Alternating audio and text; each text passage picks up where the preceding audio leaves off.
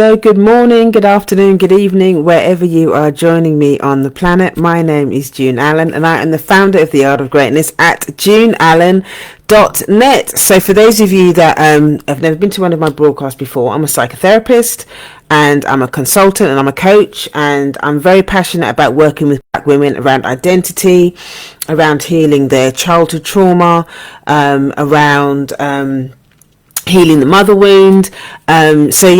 I just love what I do. So welcome to my live stream. If you haven't been to any of my live streams before, for those of you that are the OGs that are used to coming to see me, welcome back. It's lovely to see you all. So today I want to talk to you about self-compassion, the importance of self-compassion, why you need to practice it more, and what's happening to us as a result of us not doing it. But before I kind of get into it, just want to share a little bit of housekeeping. So this Thursday we are going to be continuing the conversation around financial therapy. Okay, I've got a financial therapy study circle that's happening this Thursday, and it's basically exploring the link between Black mental health and your ability to work and manifest money and handle your finances excuse me, and do all of that really, really good stuff. Really, really important. I thought it was a really good idea to actually do this as a result of everything that's going on in terms of the cost of living crisis and the stress that a lot of us are going through around all of this stuff. So this is a real opportunity for us to really understand the psychology of money, how you handle your money, understanding any behaviors that you have that are destructive, that are not working for you, understanding how race and gender play a role in our relationship to money, and what to do about it.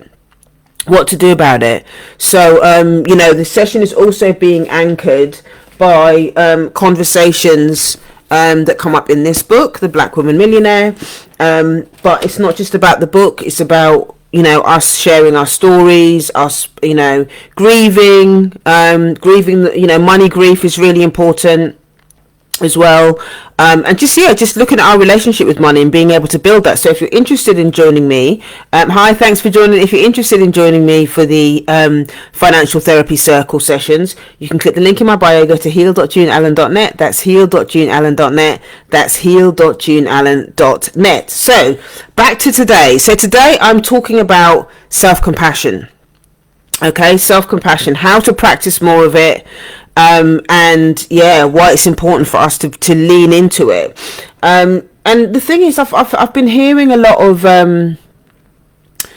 yesterday I did a live stream about burnout, and some reasons why so many of us are being burnt out. I've been hearing it quite a lot in my practice and just from people in general, about being stuck in burnout and not really knowing what to do with it.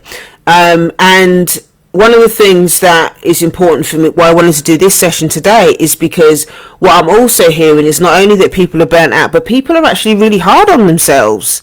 Sisters are actually being really, really hard on themselves, and they don't know how to be gentle. They're first willing to admit that they're burnt out and all the rest of it. Then they're punishing themselves or being mean to themselves about the fact that they're burnt out, instead of actually looking at the burnout and looking at why we're in the situation that we're in, and what we can do to actually get better. A lot of people are just beating themselves up, and that doesn't really help. It doesn't really help to do that. So I thought it was important for me to come on and just talk about self-compassion, and what that can look like for you. Okay, so then you can begin to move forward, whether it's the cost of living crisis, or whether it's just general stress, or whether you as a parent are finding it difficult, whether you're studying, you're in a difficult relationship, or whatever it is, whatever you're finding really difficult.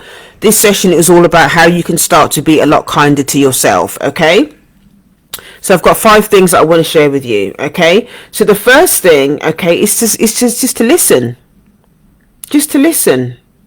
Okay, now obviously yesterday I talked about burnout and all the rest of it, and how a lot of people are on this hamster wheel that they don't feel that they can get off. And self-compassion in that situation is just to pause. Just pause. Just pause. And I know that sometimes people find it difficult to do that, to pause, because they don't know what they're going to feel if they pause. They think that if they pause, that the whole world is going to crash. That's how it feels at the time. But sometimes it just gets to a point where you just have to make that decision. You just have to make a decision to go, do you know what? I'm just for this evening, I am just going to give myself an hour or two, or even half an hour. I just need to sit and really think about what is causing me so much stress. What is the underlying thing? Sometimes when we're in situations where we feel that we're really stressed, it's not always the thing that we think we're stressed about. We might actually be experiencing something on the surface that we think that we're stressed about, but what might actually be going on is stuff from your past that hasn't been dealt with, that is showing up as stress in something in the present. I work with a lot of clients, that around that sort of stuff, because I work with something called the triangle of awareness, where I look at the relationship with self, the relationship with others, and how race plays a role in that, how racism plays a role in all of those things. So whether we're talking about parenting or work or whatever it is, there is always those three elements that come into play at somewhere. So I always bring those three elements into the conversation. So when you're sitting there and you're listening to yourself, or you're trying to tap in to yourself and figure out actually what is going on for me, think about those three things. Think about those three things, and that will really, really help you. Okay, so the first thing is listening. You've got to find a space to be able to listen to yourself. Go for a walk around the block. Go out in nature somewhere. Turn your social media off. So that you turn your phone off or whatever, so you're not going to get disturbed. Get your journal out and just give yourself that time just to do a big brain dump as to what is actually going on for you, so you can really listen. All right. So the second thing is you have to think about your self-talk. Okay. You need to talk to yourself with a lot more kindness.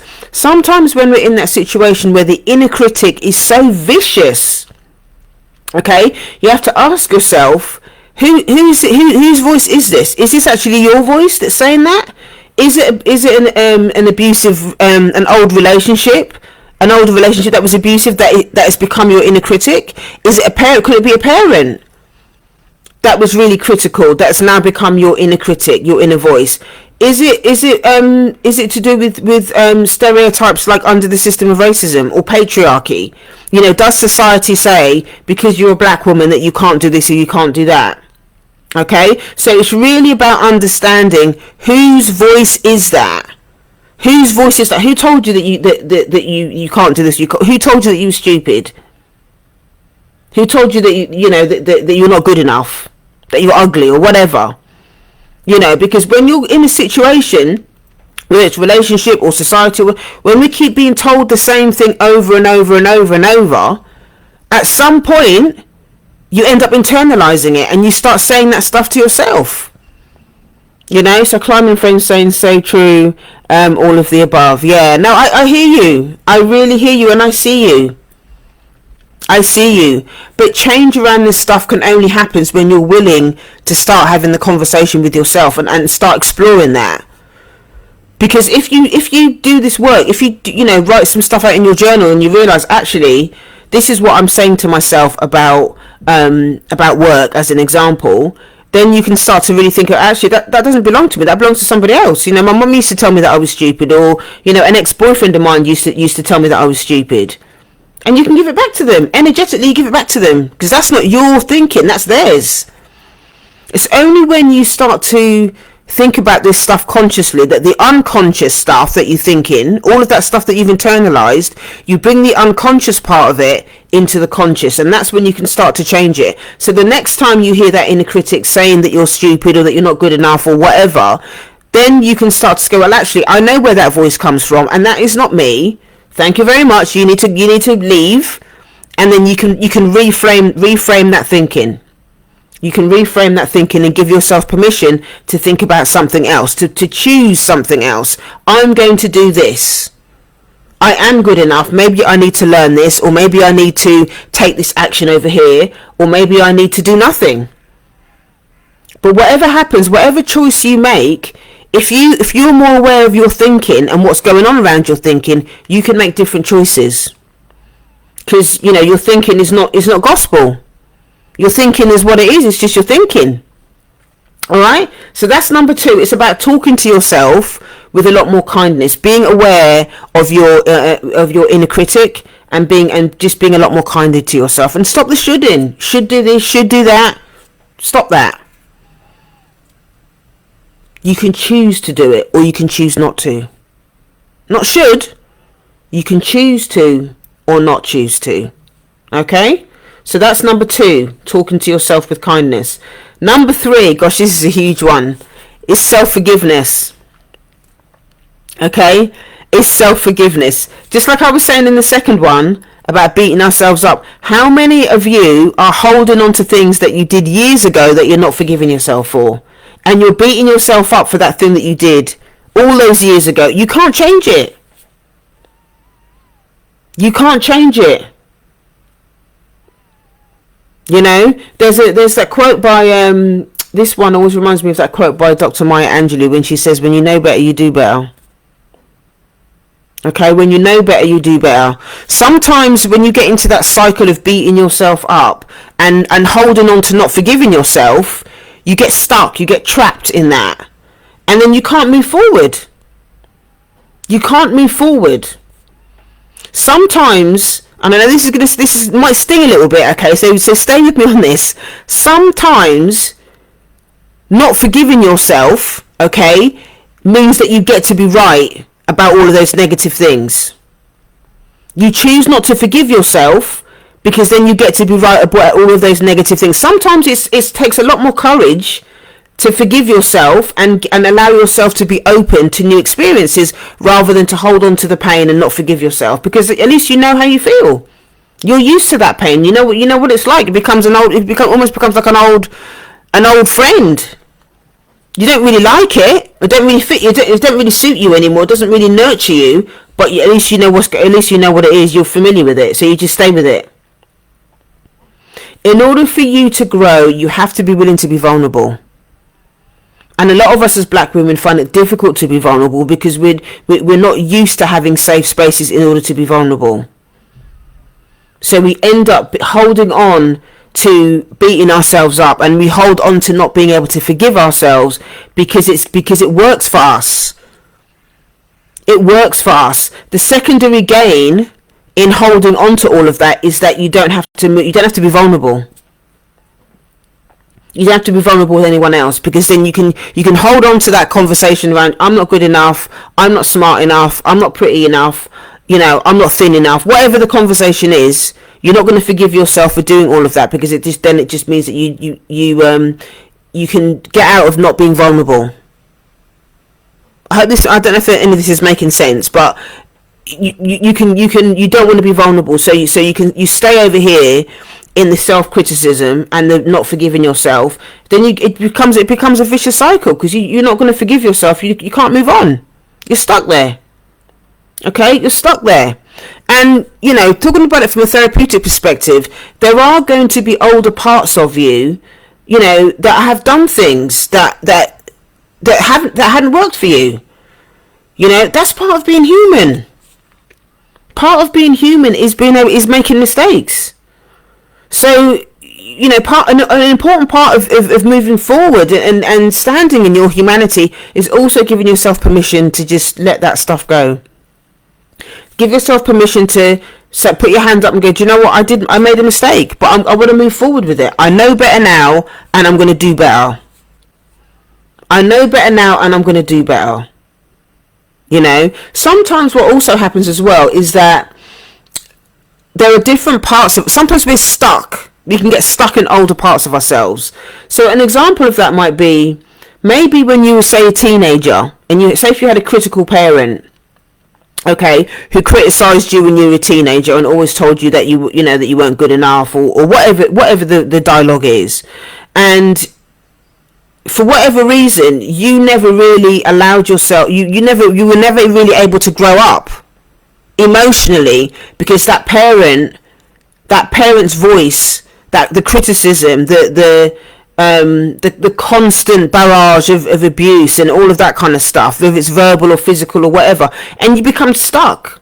You become stuck in that age. You become stuck emotionally at that age. So then what happens? Even though you're an adult, you're thinking around certain types of things. You're thinking around who you are as a human being is still stuck in that 14-year-old. So then what happens is when you become an adult, you talk to that part of yourself, that younger part of yourself, the same way that your parent or the abusive relationship or whatever, the same way that person abused that part of yourself, you're still abusing that part of yourself. So when your inner critic is going and saying all these negative things, what you're doing is you've internalized what the parent or the relationship has said to you about that part of yourself, and you're continuing to tell that part of yourself those things. You're reinforcing those things. But until you understand those different parts of yourself, okay, then it's going to be difficult for you to move forward. It's going to be difficult for you to stop beating yourself up and treating yourself like that. Yeah? So not only is it important to think about your inner critic, but think about what part of yourself, what part of yourself is actually being criticized? What part of yourself is still wounded?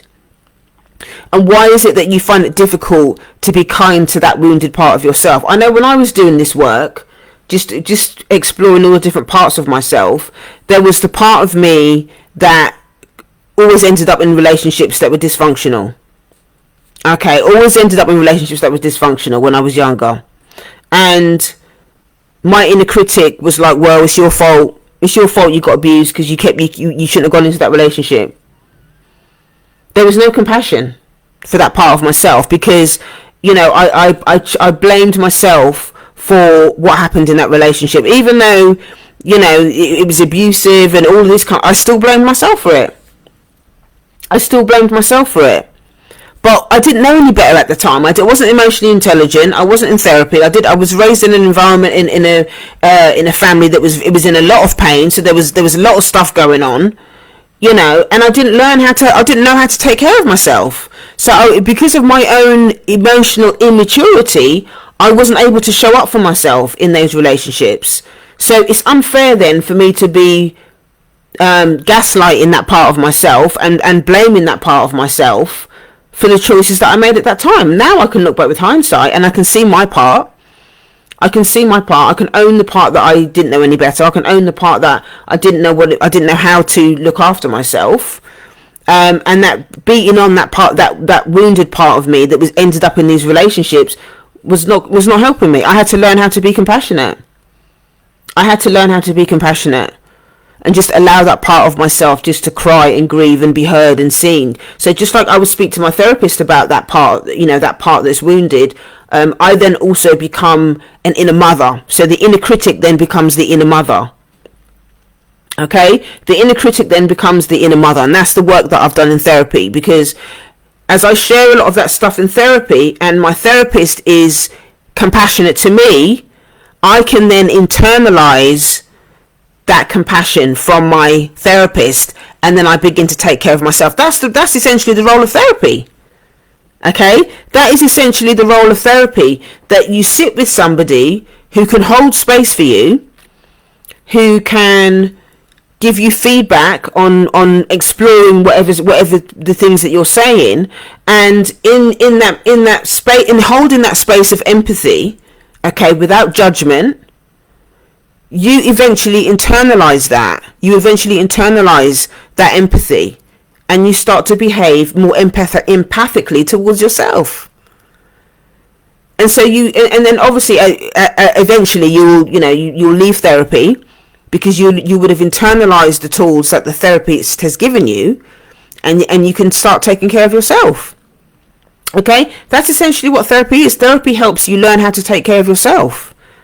That's really, really important. And this is one of the things that this is what we're doing in the financial therapy sessions that we're having on a Thursday evening, 8 p.m. London time. The whole thing around money trauma and all of the stuff that we're experiencing around the cost of living crisis, the global recession, all of that stuff that's stressing people out. A lot of people are coming to me and are saying that they're anxious around money, they avoid money, They don't know how to manage money. It's chaotic, all of that stuff. And and one of the things, a lot of the stuff that I talk about in this session, like I said in the beginning, we talk about money trauma, whether it's in your lifetime, whether it's the stuff that happened in your family of origin, or how our ancestors that were enslaved on the plantations had to work for free. In my case, being from Jamaica, 240 years of free labor. Okay, how is being tortured on a plantation to work for free labor for 240 years, how has that impacted how I feel about money? How has it impacted how you feel about money? These are the types of conversations that we're having in there. Now, a lot of people have got a lot of shame as well. A lot of people have got a lot of shame around money. Okay, so for me as a therapist, to hold that space for people to explore these things, and it doesn't mean they're not going to feel vulnerable. It doesn't mean they're not going to feel the shame, but we talk about it. Okay, because shame can't exist. Shame can't exist when it's spoken. Shame can't exist. It can't thrive when it's not. It thrives in silence. It thrives in secrecy. If you're secrecy about your money, if you're secrecy about whatever's going on for you, you can't heal it, because that stuff is gonna multiply in your psyche. You need to be able to have a conversation with yourself or someone in an empathic space to be able to say, okay, this is how I feel about it. I do feel ashamed about this thing, but in saying it, you set yourself free. You liberate yourself when you actually speak that stuff out loud. And to speak it in a group setting without judgment is how you begin to, again, you internalize the compassion for yourself. Hi Marie, thanks for joining. You internalize that compassion for yourself. Okay, so Climbing Frame saying we need financial teaching early in life. Exactly, and then they don't teach it in school. And if your parents are not, they don't have a good relationship with money, then it's gonna get blessed off. Those patterns of behaviour are gonna get passed down. And if you've got trauma, even if the early trauma is not financial, sometimes it can show up. The trauma can show up in how you behave around money: overspending, underspending, hoarding. There's so many different ways that money shows up. Money trauma shows up. Even though the original trauma might not have been around money, it can show up and bleed into how you behave around money, if that makes sense. These are all the things that we explore and unpack in the financial therapy sessions on a Thursday. So if you're interested in joining me for those sessions, you click the link in my bio, go to heal.juneallen.net. That's heal.juneallen.net. That's heal.juneallen.net. So the fourth type of self-compassion, okay, is self-acceptance. Okay, self-acceptance. And I did talk about that a little bit briefly. It's about really accepting that you're a human being. It's really about accepting that you're a human being, and none of us are perfect. We're imperfectly perfect. Okay, we're imperfectly perfect. And self-compassion around that means just giving yourself permission to accept that you're not perfect, and accept that you're going to make mistakes, and to give yourself grace. Give yourself permission, because what happens as well, if you get stuck in the thing that you can't accept yourself and you can't accept that you're human, it's hard for you to actually take risks. It's hard for you to take risks. It's hard for you to try different things, because you're so anxious and worried about what's going to happen if you try this new thing, that you might end up not doing it, because you're so scared that you're going to get it wrong. This is something that I'm trying to teach my daughter and stuff at the minute as well, because sometimes she's so scared that she's going to get it wrong. When she goes to school, if the teacher asks her a question or whatever, she gets really upset, because if she gets it wrong or whatever, she's scared. I think she's scared of feeling the shame that can come with not knowing. And I said, well, the whole point of school is for you to learn things. You're there to learn. You're not there because everybody knows everything. If everybody knew everything in your class, then there'd be no school. So it's about giving yourself permission to take emotional risks and to be vulnerable and say, do you know what? I don't know. Or I'm not perfect. And I haven't got it right this time. But you know what? I'm willing to learn. I'm willing to learn. I'm open to being vulnerable. I'm open to hearing something different. I'm willing to try something different. That's what self-compassion looks like. That's how it sounds. I'm willing to try something else. I'm willing to take care of myself. I'm willing to be vulnerable. I'm willing to come into a group and to hear what other people have to say. I'm willing. And for a lot of us, it is difficult to do that, to be vulnerable, because we're not obviously not used to it. We're not used to having safe space to be able to have these sort of conversations, especially around money. You know, it's painful. It triggers a lot of shame. It triggers a lot of anger. Triggers a lot of anxiety. But without having a safe space to be able to explore and unpack a lot of that stuff, nothing's going to change. And if you end up avoiding it, nothing's going to change. You know, so having self-compassion around how you use your money, how you spend your money, how you manage your money, and how, you know, how you behave around money. It's about, you have to get vulnerable in order to unpack all this stuff. There's no way around it. You have to go through it. Not round it, under it, over it. You have to go through it. And you need to do it with support. Because if you try and do it on your own, sometimes you can't see certain things. You need to be in a group to be able to understand your own behaviour. And when you hear other people speaking, they're talking about their experiences, and you go, oh, I thought I was the only one that did that. Maybe I should try that. You know, then there's a support there when you're doing it as a group. You know, it takes a village, as our ancestors say. It takes a village. Okay, so the last one, the final one, way to be more compassionate, or to practice more self-compassion, is to be gentle. Just pace yourself. You know, one of the symptoms of white supremacy culture is this sense of urgency that we need it now, or we need it last week. It has to be fast. You got to be productive. You know, all of that. I'm trying to get you to this sense of urgency around being more productive and all the rest of it. And it's driving a lot of us nuts. It's making a lot of us ill. Because it's driving that feeling around never really feeling that we're good enough. Okay? You never really feel that you're good enough, because that sense of urgency is always driving you and making you thinking, oh my God, I should be doing this, I should be doing that, it's not good enough, this, that and the other. And it doesn't, it just, long term, that is just going to create more stress and anxiety. And actually what normally happens is the more self-compassionate you can be, and means that you're going to be calmer, means you're going to have more bandwidth to be able to think about things. You're going to make more measured decisions. Okay, so when you're more self-compassionate, you're more likely to be more well-rested, and you're more likely to be more grounded and focused in what you're doing. But it's about creating the space for you to be able to do that. Giving yourself permission to think about why you're doing certain things, and how you can begin to be so much more kinder to yourself around these things. So I really hope those are the 5 things, you know, that are really important. So I really, really hope that you've learned something from this session today. If you've got any questions about anything that I've shared, please send me a DM, or you can email me info@guideofgreatness.com. If you're interested in joining us for the financial therapy sessions on Thursdays, 8 p.m. London time, click the link in my bio, go to heal.juneallen.net. That's heal.juneallen.net. That's heal.juneallen.net. Thank you so much for joining me today, and I will see you next time. All right? Have an amazing day, and I'll see you soon. All right, take care. Bye.